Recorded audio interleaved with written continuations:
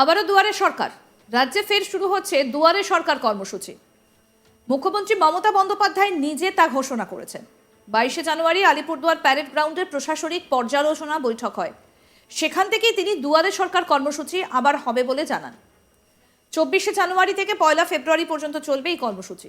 প্রত্যন্ত এলাকায় প্রত্যেকটা পরিবার যাতে এই কর্মসূচির সুবিধা পান সেদিকে নজর দেওয়া হচ্ছে। মুখ্যমন্ত্রী মমতা বন্দ্যোপাধ্যায় আরও বলেন, এবারে দুয়ারে সরকার শিবির থেকে এবার 37টি পরিষেবা দেওয়া হবে। 28শে ফেব্রুয়ারির মধ্যে সমস্ত আবেদনপত্র খতিয়ে দেখে উপযুক্ত উপভোক্তাদের পরিষেবা পৌঁছে দেওয়া হবে। দুয়ারে সরকার নিয়ে কি বললেন মুখ্যমন্ত্রী মমতা বন্দ্যোপাধ্যায়, আসুন শোনাই। আবার দুয়ারে সরকার হচ্ছে।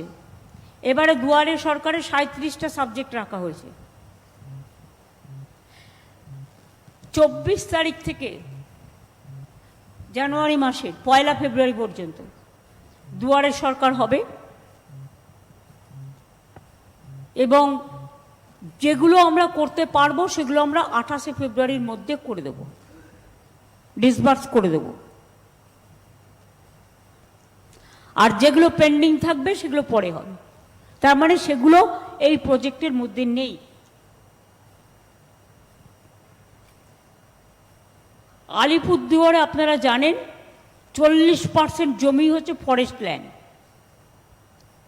আর 20% হচ্ছে চা বাগানের জমি। 60% জমি ফরেস্ট ল্যান্ড এবং চা বাগানের মধ্যে পড়ে যাচ্ছে। তার মধ্যেও আলিপুরদুয়ার জেলায় সব ধরনের মিলিয়ে এখনো পর্যন্ত 26,800 পাট্টা বিতরণ হয়েছে। এর মধ্যে কৃষি ও গৃহপাট্টা 7,305 জনকে দেওয়া হয়েছে। চা পাট্টা 13,434 জনকে দেওয়া হয়েছে। রিফিউজি রিলিফ পাট্টা 6,061 দেওয়া হয়েছে। আলিপুরদুয়ারে দীর্ঘদিন জমির সমস্যা ছিল, সেটা মেটানো হয়েছে।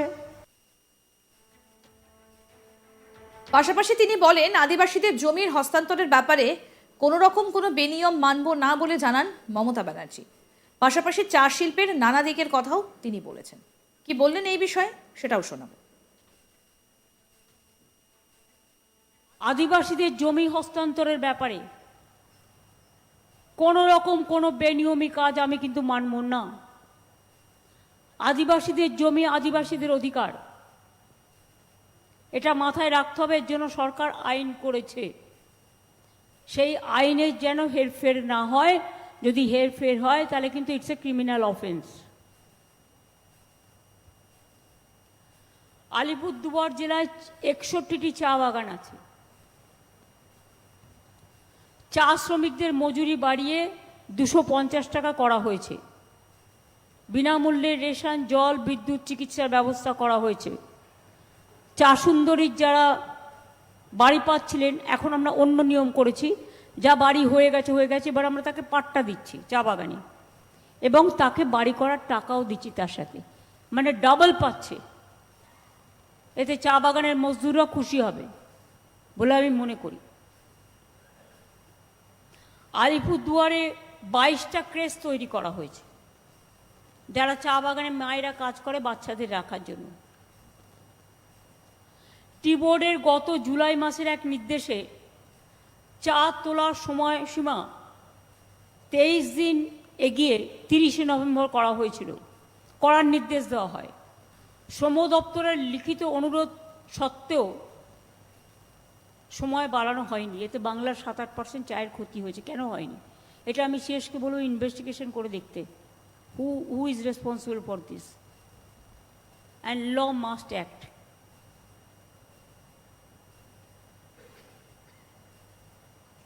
কিছু চা বাইরে থেকে আসছে দার্জিলিংয়ে। আমি যেটা বলেছিলাম, গেটওয়েতে নেপাল দিয়ে যেগুলো ঢুকছে প্রসেস না করে, তাতে দার্জিলিং চা বা আমাদের চায়ের যে ডুয়ার্সে ক্ষতি হচ্ছে সেটা কিন্তু আমাদের দেখে নিতে হবে। তোমাকে আমি বলেছি অলরেডি প্ল্যান করো। পাশাপাশি তিনি আলিপুরদুয়ারের প্যারেড গ্রাউন্ডের প্রশাসনিক পর্যালোচনা বৈঠক থেকে ক্ষোভ প্রকাশ করেন। এয়ারফোর্সের বিরুদ্ধে ক্ষোভ উগরে দেন তিনি বলেন, এয়ারফোর্স যদি ওদের কোনো জিনিস আমাদের জায়গায় করে সেক্ষেত্রে ডিএম এসপির সঙ্গে তো আলোচনা করবে, এটা ঠিক নয়। মনোজ বন দপ্তরের সঙ্গে 7 দিনে ভিডিও কনফারেন্স করে কথা বলো, যোগাযোগ আরও দৃঢ় হওয়া উচিত। বন সংরক্ষণ আমাদের মতো কেউ করে না বলেও দাবি করেছেন মমতা বন্দ্যোপাধ্যায়। পাশাপাশি বক্সায় হোমস্টে, রিসর্ট, হোটেল নিয়ে তৈরি হওয়া জটিলতা নিয়েও তিনি রেগে যান। তিনি বলেন, কে বাড়িতে হোমস্টে করবে সেটা তার সিদ্ধান্ত, এখানে ন্যাশনাল গ্রিন ট্রাইব্যুনালের কোনো আপত্তি থাকতে পারে না। বক্সার জঙ্গলে নোটিশ দিয়েছে এয়ারফোর্স, অনুপ্রবেশকারীদের গুলি করা হবে, এই মন্তব্যের বিরুদ্ধে ক্ষোভ প্রকাশ করেছেন মমতা ব্যানার্জি। তিনি বলেন, বন দফতর, ডিএম, এসপি কারোর সঙ্গে কোনো আলোচনা না করে এয়ারফোর্স কিভাবে আমাদের জায়গায় এমন নোটিশ দিতে পারে? তাছাড়া এই লাইনটা ভীষণ আনহেলদি, এরকম নোটিশ দেওয়া যায় কি? কি বলছেন বন দফতরের সচিব মনোজ আগরওয়াল, শুনবো। গেস্ট হাউসে ম্যাডাম আপনি ছিলেন, আমার ফিল্ড ডাইরেক্টর বললেন আমাকে ওটা ইন্ডিয়ান এয়ারফোর্স লিখেছে। তো আমি ওনাকে বললাম আমি জানতাম না ইন্ডিয়ান এয়ারফোর্স এটা কেন লিখেছে, না লিখেছে, ওর জমিন আছে ওদিকে, ওনার সঙ্গে বসে আমাদের উপর তো ওরা লিখতে পারবে না কি গুলি করে দেবো, এটা করে দেবো, এটাই আছে অবস্থা না? ম্যাডাম নমস্কার ম্যাডাম, অ্যাকচুয়ালি আমিও একদিন ওরকম কি ওটা দেখেছিলাম, জাস্ট আমি স্টাফকে খবর নিলাম এটা কেন লেখা হচ্ছে, বলছে এটা আমাদের নয় আর কি, এয়ারফোর্স সাইড থেকে লেখা আছে। আপনি মানে আমি কিন্তু এয়ারফোর্স কিছু যদি এই ধরনের জিনিস আমাদের জায়গায় করে, সেক্ষেত্রে তো কনসাল্ট করবে ডিএম এর সাথে, এসপির সাথে। Take up this matter with the airport, this a very unhealthy line. Madam যেটা পিকনিক ম্যাটার ছিল, যখন চিফ সেক্রেটারি আমাকে বললেন, আমি কথা করলাম লোকাল অফিসার সঙ্গে, ওরা বললো কি 2 বছর থেকে এটা রেস্ট্রিকশন চলছে, মাঝখানে 2 বছর আগে থেকে রেস্ট্রিকশন হয়েছিল। তারপরে আমি বললাম কি 2 বছর আগে যেটা ছিল ফ্রিঞ্জ এরিয়াতে অ্যালাউ করার জন্য, ওটা অ্যালাউ আপনি করুন। এটা যেটা আছে কোনো ডিসিশন নিতে হবে, ওটা আপনাকে অরণ্য ভবন জানাতে হবে, অরণ্য ভবন থেকে নবান্ন থেকে জানিয়ে আমরা কোনো পলিসি ডিসিশন নেব। এটা স্টেট গভর্নমেন্টে এটা স্ট্যান্ড আছে, এটা ফরেস্ট ডিপার্টমেন্ট স্ট্যান্ড আছে। এটা আমি ভিডিও কনফারেন্স করে প্রত্যেককে বলেছি, এদেরকে প্রত্যেককে বলেছি আমি কি যেটা ফ্রিঞ্জ এরিয়াতে অ্যালাউ হবে ওটা হবে। তারপরে আমি খবরও নিয়েছি 1 সপ্তাহ আগে ফ্রিঞ্জ এরিয়াতে এখন অ্যালাউ হচ্ছে। ম্যাডাম আলিপুরদুয়ার আছে, সেটা তো আমরা টেক আপ করার পর। হ্যাঁ ম্যাডাম। মনোজ, তুমি সামটাইমস ফরেস্টের ডিএফওদের এবং যারা আছে নিচেও, তাদের সাথে তুমি অন্তত 7 দিনে একটা করে ভিডিও কনফারেন্স করো। তাদের যদি কোনো প্রবলেম থাকে তারা তোমায় বলবে, তোমার যদি কোনো প্রবলেম থাকে তুমি তাদের বলবে। কোঅর্ডিনেশনটা ভালো করে তৈরি করো। ফরেস্ট ডিপার্টমেন্টের কোঅর্ডিনেশনটা আমার মনে হচ্ছে আরেকটু বেটার হওয়া উচিত।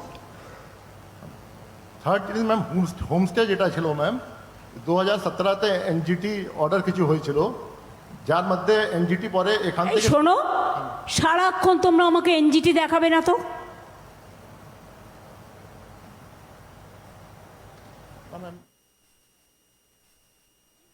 আরও আপডেট পেতে দেখতে থাকুন আজ তাক বাংলা। সাবস্ক্রাইব করুন, নোটিফিকেশন পেতে বেল বাটন অপশন প্রেস করুন, হোয়াটসঅ্যাপে ফলো করুন আজ তাক বাংলা, ভিডিওটা লাইক করুন, শেয়ার করুন, কমেন্ট করুন।